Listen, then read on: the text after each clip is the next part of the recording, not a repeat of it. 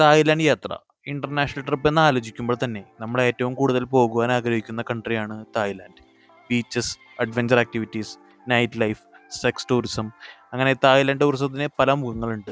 എൻ്റെ തായ്ലാൻഡ് യാത്രയിൽ ഞാൻ കണ്ട സ്ഥലങ്ങളും എക്സ്പീരിയൻസ് ചെയ്ത കാര്യങ്ങളുമാണ് ഈ ഒരു 5 വീഡിയോ സീരീസായി നമ്മുടെ ചാനലിൽ അപ്ലോഡ് ചെയ്യുന്നത്.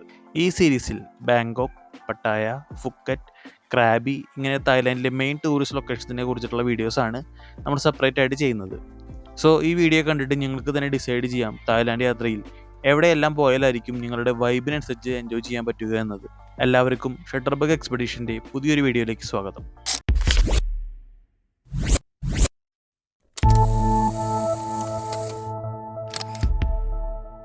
തൃശ്ശൂരിൽ നിന്നാണ് യാത്ര തുടങ്ങിയത്. നേരെ പോയത് തൃശ്ശൂർ റെയിൽവേ സ്റ്റേഷനിലേക്കാണ്. എറണാകുളം വരെ ട്രെയിനിൽ പോയി. എറണാകുളം എത്തിയിട്ട് ഉബർ ബുക്ക് ചെയ്ത് നേരെ കൊച്ചി എയർപോർട്ടിലേക്ക്. എയർപോർട്ട് എത്തി ചെക്കിൻ എല്ലാം കഴിഞ്ഞ് നേരെ എർത്ത് ലോഞ്ചിലേക്ക് പോയി. ലോഞ്ച് ആക്സസ് ഉള്ള കാർഡ് ഉണ്ടായിരുന്നു.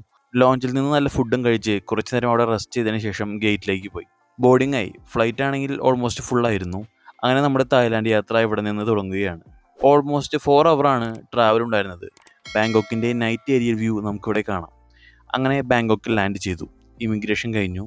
ലഗേജ് എടുത്തു. ഫസ്റ്റ് ടാസ്ക് ടാക്സി വിളിച്ച് നമ്മൾ പ്രീ ബുക്ക് ചെയ്ത ഹോസ്റ്റലിലേക്ക് പോകുക എന്നതാണ്. അതിനായി ഗ്രാബ് ആപ്പാണ് ഉപയോഗിച്ചത്. അതിൽ ഫുഡ്സും ക്യാബ്സ് എല്ലാം നമുക്ക് ബുക്ക് ചെയ്യാം. നമ്മൾ ഗ്രാബ് ആപ്പ് ഓപ്പൺ ചെയ്ത് ക്യാബ് ബുക്ക് ചെയ്തു. സ്റ്റേ ചെയ്യാൻ ഉദ്ദേശിക്കുന്ന ഹോട്ടൽസ് എല്ലാം ഓൾറെഡി പ്രീ ബുക്ക് ചെയ്തിരുന്നു. വൈറ്റ് ഹൗസ് എന്ന ഹോസ്റ്റലിലായിരുന്നു ഒന്ന് ഫ്രഷ് ആവാനും റെസ്റ്റ് എടുക്കാനും വേണ്ടി നമ്മൾ സ്റ്റേ എടുത്തിരുന്നത്.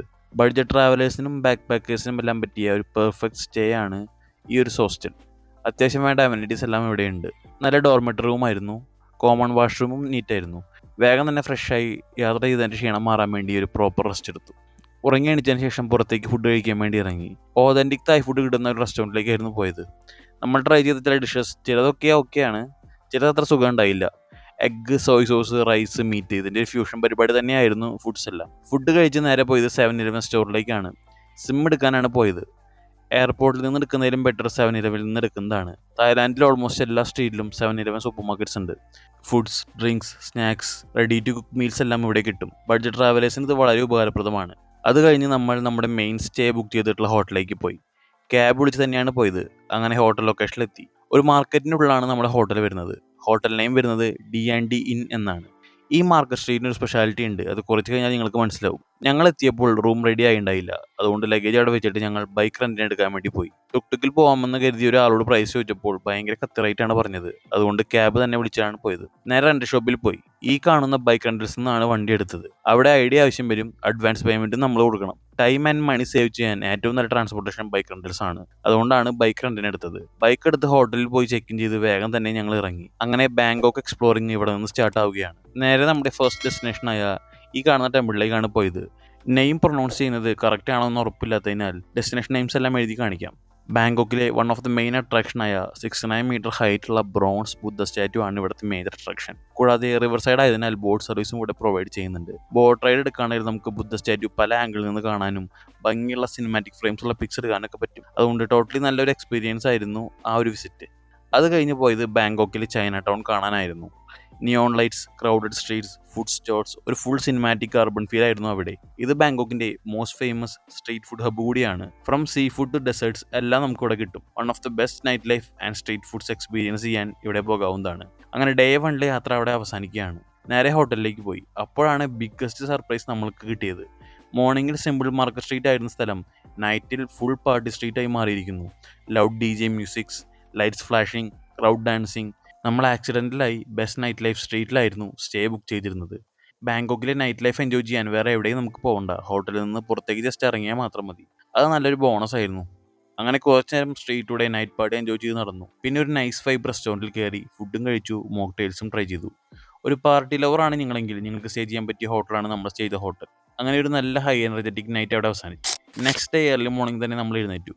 ഇന്ന് ലോങ് റൈഡ് ചെയ്യേണ്ട ആവശ്യമുണ്ട്. അറൗണ്ട് 2 hours ട്രാവൽ ചെയ്യണം. സിറ്റി ലൈഫിൽ നിന്ന് റൂറൽ തായ്ലാൻഡിലേക്ക് എൻ്റർ ചെയ്യണം. അവിടെയാണ് നമ്മൾ പോകാൻ ഉദ്ദേശിക്കുന്ന ടൂറിസ്റ്റ് സ്പോട്ട്. അങ്ങനെ റൈഡിന് ശേഷം നമ്മൾ അവിടെ എത്തി. ഈ കാണുന്ന റെയിൽവേ സ്റ്റേഷൻ ഭയങ്കര ഫേമസ് ആണ്. അതിൻ്റെ റീസണാണ് നിങ്ങൾ കാണാൻ പോകുന്നത്.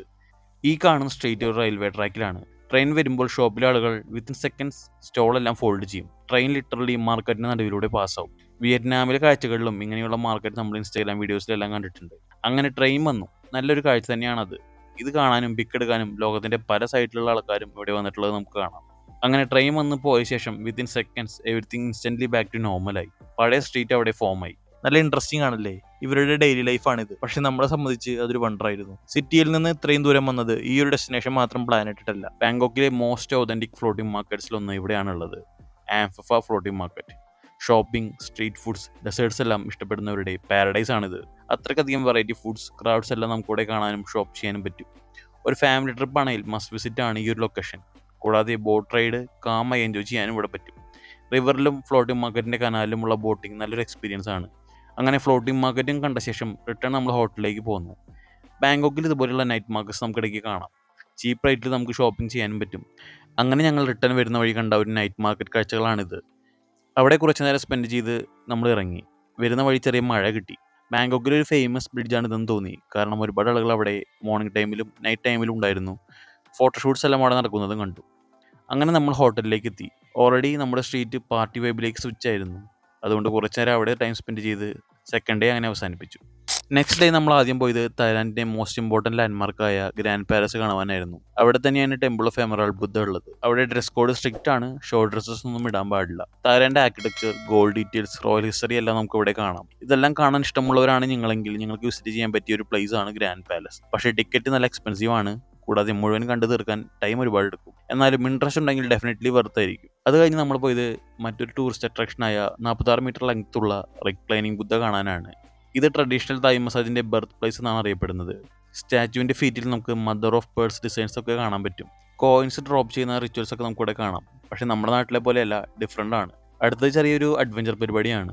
അതിനുവേണ്ടി പോയത് കിങ് പവർ മഹാനക്കൂൺ എന്ന ബാങ്കോക്കിലെ ഐക്കോണിക് സ്കൈ സ്ക്രേപ്പറിലേക്കാണ്. ഇതുപോലെയുള്ള ആക്ടിവിറ്റീസ് എല്ലാം ഇവിടെ ഇവർ പ്രൊവൈഡ് ചെയ്യുന്നുണ്ട്. പക്ഷേ മെയിൻ അട്രാക്ഷൻ ഇതൊന്നുമല്ല.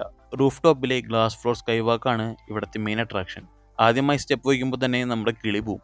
പിന്നെ ഓക്കെ ആവും. ബാങ്കോക്കിൻ്റെ ഒരു 360 ഡിഗ്രി സിറ്റി വ്യൂ നമുക്ക് ഇവിടെ നിന്ന് കാണാൻ പറ്റും. ഞങ്ങൾ ഉച്ചയ്ക്കാണ് പോയത്. പക്ഷേ ഈവനിങ് സൺസെറ്റ് ടൈമിൽ പോകുന്നതാണ് നല്ലത്. അപ്പോൾ ഗോൾഡൻ സ്കൈ, സിറ്റി ലൈറ്റ്സ് എല്ലാം നമുക്ക് എക്സ്പീരിയൻസ് ചെയ്യാൻ പറ്റും. ഇനി ടൈം ഉണ്ടെങ്കിൽ വാറ്റരൂൺ എന്ന ഡെസ്റ്റിനേഷൻ കൂടി വിസിറ്റ് ചെയ്യാവുന്നതാണ്. പിന്നെ നമ്മൾ നേരെ ഹോട്ടലിലേക്ക് പോന്നു. നമ്മുടെ ഹോട്ടൽ ഞാൻ നിങ്ങൾക്ക് റെക്കമെൻഡ് ചെയ്യാനുള്ള മെയിൻ റീസൺ ഒന്ന് നമ്മുടെ സ്ട്രീറ്റ് ആണ്. മറ്റൊരു റീസൺ റൂഫ് ടോപ്പിലുള്ള ഈ ഒരു പൂളാണ്. നമ്മളിവിടെ വന്നതിന് ശേഷം പൂളിൽ വന്നിരുന്നില്ല. അതുകൊണ്ട് അന്ന് നൈറ്റ് കുറേ നേരം പൂളിൽ എൻജോയ് ചെയ്തു. പൂൾ മാത്രമല്ല നമ്മുടെ റൂംസും നല്ലതായിരുന്നു. അതുകൊണ്ട് ഈ ഹോട്ടൽ മറക്കണ്ട, D&D ഇൻ. ഇന്ന് നൈറ്റിൽ ഒരു ചേഞ്ചിന് വേണ്ടി അവിടെ വാക്കിംഗ് ഡിസ്റ്റൻസിൽ തന്നെയുള്ള മറ്റൊരു സ്ട്രീറ്റിലേക്കാണ് നമ്മൾ നൈറ്റ് പാർട്ടി എൻജോയ് ചെയ്യാൻ പോയത്. നമ്മുടെ സ്ട്രീറ്റിൽ ലൗഡ് മ്യൂസിക് പാർട്ടി വൈബാണ് ഉള്ളതെങ്കിൽ അവിടെ കാം ആംബിയൻസും സോഫ്റ്റ് മ്യൂസിക്കുമുള്ള ഒരു നൈറ്റ് ലൈഫാണ് കാണാൻ പറ്റിയത്. അതുകൊണ്ട് നിങ്ങൾ ഈ ഒരു അറ്റ്മോസ്ഫിയർ ആണ് ആഗ്രഹിക്കുന്നതെങ്കിൽ നിങ്ങൾക്ക് ആ ഏരിയ ആയിരിക്കും ബെറ്റർ. അന്ന് നമ്മൾ അവിടെ അങ്ങനെ ഒരു കാം ആൻഡ് പീസ്ഫുള്ളായ നൈറ്റ് ലൈഫ് എൻജോയ് ചെയ്തു. അങ്ങനെ ഡേ 3യിലെ വിശേഷങ്ങൾ അവസാനിച്ചു. ബാങ്കോക്കിൽ ഇനിയും കുറച്ച് പ്ലേസസ് ഒക്കെ കാണാനുണ്ട്. അത് മറ്റൊരു വീഡിയോ ആയിട്ട് അപ്ലോഡ് ചെയ്യുന്നതാണ്. അതുമാത്രമല്ല പട്ടായ, ഫുക്കറ്റ്, ക്രാബി വ്ളോഗ്സും കൂടി വരുന്നുണ്ട്. അതുകൊണ്ട് ആരും സബ്സ്ക്രൈബ് ചെയ്യാൻ മറക്കരുത്. അപ്പോൾ അടുത്ത വീഡിയോയിൽ കാണാം.